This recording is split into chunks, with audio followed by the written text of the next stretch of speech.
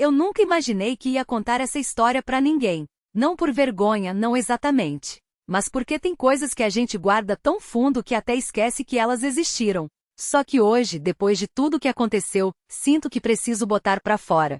Talvez pra entender melhor, talvez pra não louquear. Era 2014, eu tinha 22 anos e morava numa casinha de 2 cômodos nos fundos da igreja da Congregação Cristã no Brasil, lá em Itupeva.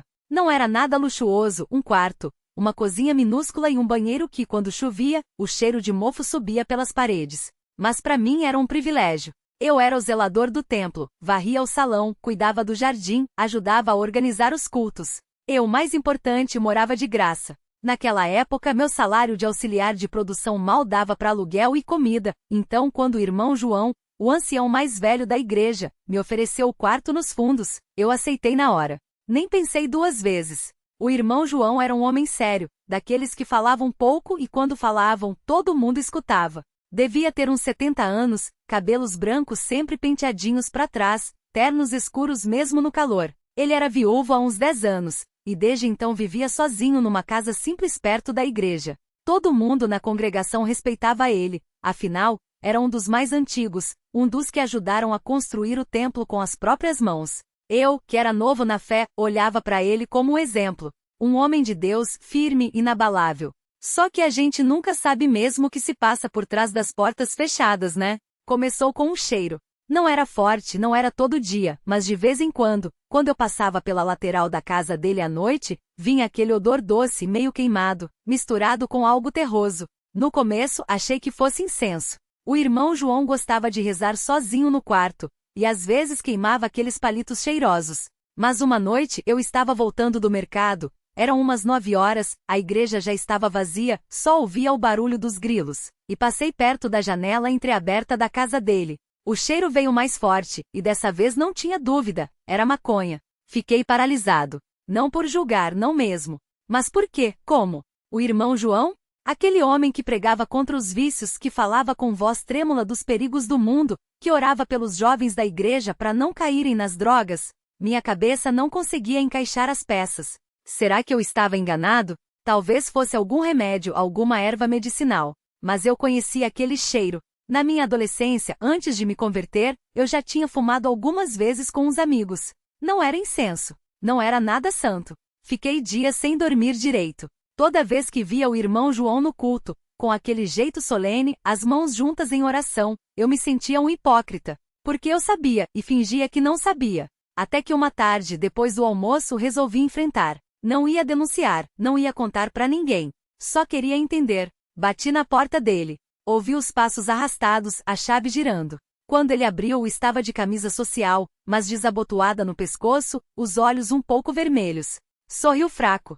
Entre meu filho. A casa era simples, uma sala com um sofá desgastado, uma mesa de centro com uma Bíblia aberta, um quadro da Última Ceia na parede. No ar, ainda havia um vestígio daquele cheiro. Ele deve ter notado meu olhar perdido, porque fechou a porta e suspirou. Você veio por causa do cheiro, não foi?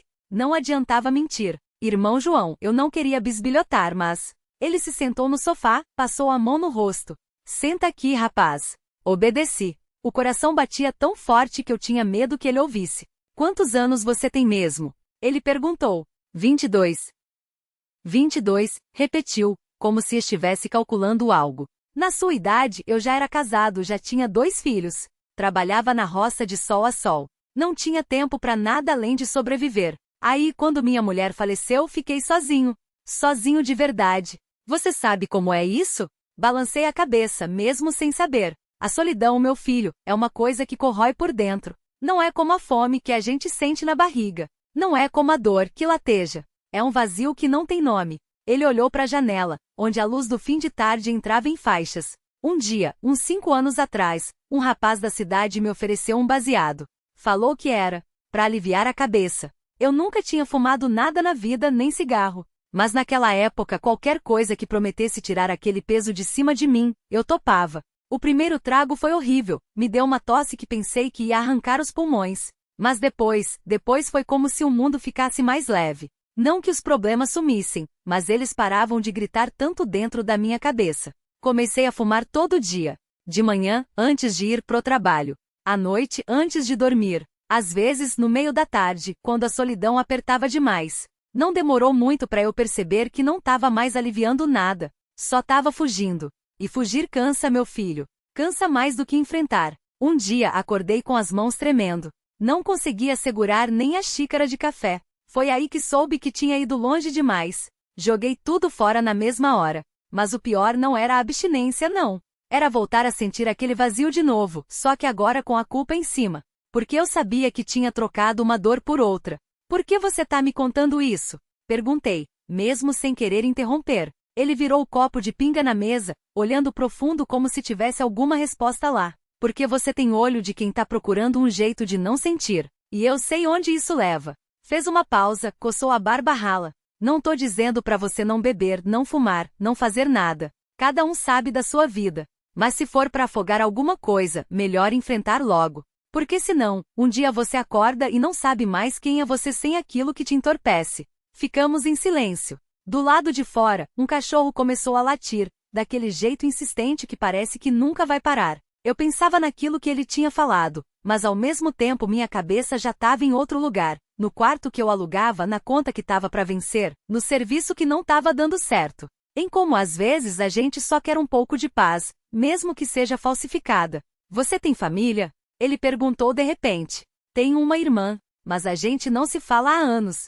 E seus pais? Meu pai morreu quando eu era criança. Minha mãe, respirei fundo. Minha mãe casou de novo, mudou para outro estado. A gente se fala no Natal mais por obrigação do que qualquer outra coisa. Ele assentiu, como se já soubesse a resposta. Às vezes a gente acha que tá sozinho porque o mundo é ruim, mas às vezes é a gente que empurra todo mundo para longe sem nem perceber. Não respondi. Não tinha resposta. Ou tinha demais e nenhuma fazia sentido. Quer mais uma? Ele perguntou, levantando a garrafa. Balancei a cabeça que não. Já estava na hora de ir, levantei, tirei umas notas amassadas do bolso e deixei em cima da mesa. Obrigado, falei, sem saber direito pelo quê. Ele não respondeu. Só olhou para mim com aqueles olhos que pareciam ter visto demais, como se soubesse que a gente não muda só porque ouviu um conselho. A gente muda quando a dor de ficar igual fica maior do que o medo de mudar. Saí do bar e a noite já tinha caído de vez. O ar cheirava a terra molhada, como se tivesse chovido enquanto eu estava lá dentro. Caminhei sem pressa, as mãos nos bolsos, ouvindo o barulho dos meus passos no asfalto. Não estava mais com vontade de beber. Não estava com vontade de nada, na verdade. Só de chegar em casa, deitar e esperar o dia seguinte chegar. Mas quando passei pela praça, vi umas luzes piscando no coreto. Cheguei mais perto e tinha umas pessoas tocando música. Não eram profissionais, só um grupo de velhos com violões e um acórdeon, cantando coisas antigas. Uma mulher de vestido florido dançava sozinha, os braços levantados, como se não ligasse para ninguém estar olhando. E por algum motivo aquilo me fez parar. Fiquei ali, encostado num poste, ouvindo. Não conhecia a música, mas a letra falava de amor, de saudade, daquelas coisas que todo mundo já sentiu alguma vez. E pela primeira vez em muito tempo, não me senti sozinho. Não porque alguém tivesse me abraçado ou dito algo bonito. Só porque por alguns minutos eu estava ali junto com aquelas pessoas, ouvindo a mesma coisa, respirando o mesmo ar. Quando a música acabou, a mulher parou de dançar e olhou para mim. Sorriu. Não era um sorriso de quem estava esperando algo, só um sorriso mesmo. Eu sorri de volta sem jeito, e ela acenou com a cabeça, como se dissesse asterisco, é isso aí asterisco. Andei de volta para casa mais devagar do que antes. O peso ainda estava lá, mas parecia um pouco mais leve. Ou talvez eu só tivesse aprendido a carregar melhor. Cheguei em casa e a porta rangeu como sempre. O cheiro de poeira e café velho me recebeu, misturado com aquele perfume barato de sabonete que eu comprava no mercadinho da esquina. Joguei as chaves na mesa de madeira, que já tinha marcas de copos e arranhões de anos de descuido. Não liguei a luz. A claridade fraca da rua, filtrada pela cortina surrada, era suficiente para enxergar o caminho até o sofá. Sentei e fiquei olhando pro nada, os dedos brincando com o isqueiro no bolso. Não tinha vontade de fumar, mas o gesto era automático, como coçar uma cicatriz que já não doía mais. A mulher da praça passou pela minha cabeça. Não o rosto dela, não conseguia lembrar direito, mas o jeito como tinha balançado os braços soltos enquanto dançava, como se não ligasse para nada além da música. E aquele sorriso, um sorriso que não pedia nada em troca. Levantei e fui até a janela. A rua estava quieta, só um cachorro latindo longe e o zumbido do poste de luz. Abri a geladeira mais por hábito do que por fome. Uma garrafa de cerveja morna meio cheia e um pedaço de pão duro. Fechei a porta de novo. Não tava com vontade de comer, mas peguei a cerveja mesmo assim.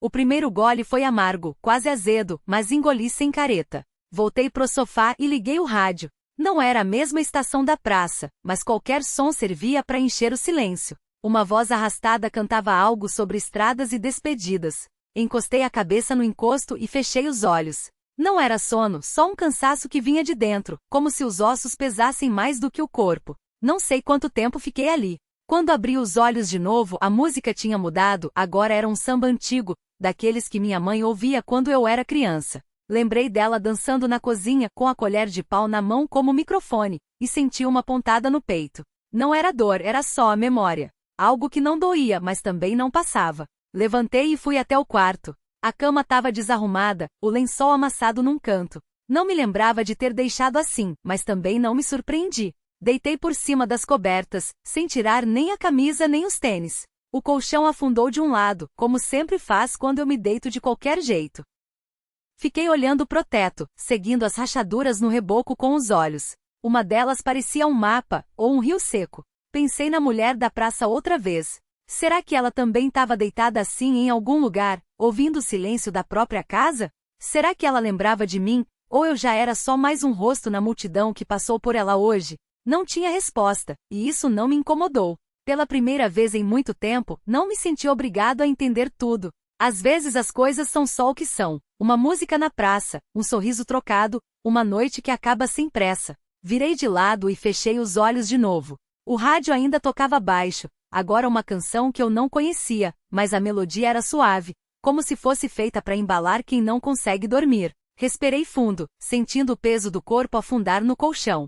Não sei se dormi. Só sei que quando abri os olhos outra vez, a luz da manhã entrava pela fresta da cortina, e o rádio já estava mudo. Fiquei ali mais um tempo, sem mexer, como se qualquer movimento pudesse quebrar alguma coisa. Depois me levantei. A cerveja ainda estava na mesa, o copo pela metade. Lavei ele na pia devagar, sentindo a água fria nos dedos. Quando terminei, sequei as mãos na calça e olhei pela janela. O céu estava cinza, daqueles dias que não prometem chuva nem sol, só um meio termo sem graça. Vesti a mesma camisa de ontem, não estava suja, só amassada, e calcei os tênis sem amarrar os cadarços direito. Antes de sair, parei na porta e olhei para trás. A casa estava igual, bagunçada, vazia, cheia de coisas que não serviam para mais nada. Mas, pelo menos por hoje, não me dei ao trabalho de odiar isso. Saí e fechei a porta sem trancar. O ar da manhã estava úmido, grudento, como se a cidade ainda não tivesse acordado direito. Andei sem rumo, as mãos nos bolsos, chutando pedrinhas no caminho.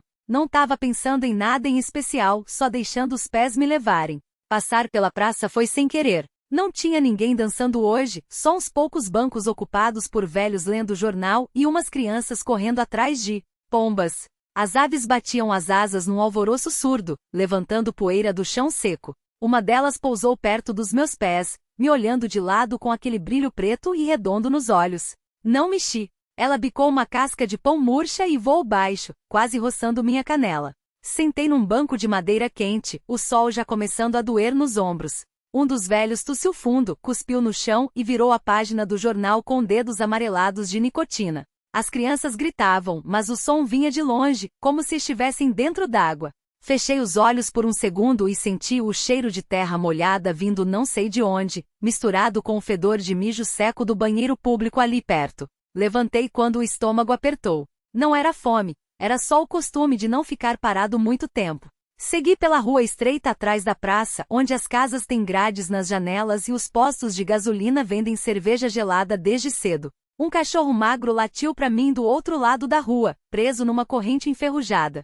Não lati de volta. Cheguei no boteco do Seixas sem nem ter decidido ir. A porta de madeira rangia igual sempre, e o ventilador de teto girava preguiçoso, mais enfeite do que outra coisa. O balcão estava vazio, só o Zé Maria tomando a primeira dose do dia, encostado no canto como um móvel velho. Ele ergueu a garrafa para mim em saudação, mas não disse nada. Pedir uma cerveja antes do meio-dia deveria me dar vergonha, mas não deu. O Seixas apareceu do fundo, enxugando as mãos na calça. Tá cedo pra ti, hein? Não respondi. Ele puxou a torneira e encheu o copo até a boca, a espuma escorrendo pelos dedos. Tá devendo ainda, ó. Apontei pro quadro negro atrás do balcão, onde meu nome estava escrito a giz com um número do lado. Tô sabendo. Ele deu de ombros e foi atender um telefone que não parava de tocar. Bebi de golpe, sentindo o líquido gelado queimar a garganta. O Zé Maria arrastou o banco pra perto e cuspiu no chão. Ontem vi teu irmão no centro. Tava com uma mina que não era a mulher dele. Olhei pro copo vazio. Qual irmão? Ele coçou a barba porosa. O mais novo. O que trabalha na oficina. Assenti. Não tinha nada pra dizer sobre isso. O Seixas voltou e empurrou outro copo pra mim sem perguntar. Desta vez bebi devagar, observando as moscas batendo na luz amarela da lâmpada. Alguém ligou a televisão num canal de notícias, mas o som estava baixo demais para entender. O Zé Maria falou alguma coisa sobre política, mas eu já estava pensando em ir embora. Paguei o que devia, ou pelo menos parte, e saí sem despedir. O sol agora estava pino, e o asfalto brilhava como se tivesse sido polido. Andei até a sombra de um prédio abandonado, onde a pintura descascava em lascas grossas. Encostei a testa na parede quente e fechei os olhos de novo. Não sei quanto tempo fiquei ali. Quando abri os olhos, uma mulher passava na minha frente carregando sacolas plásticas cheias até estourar. Ela me olhou de relance.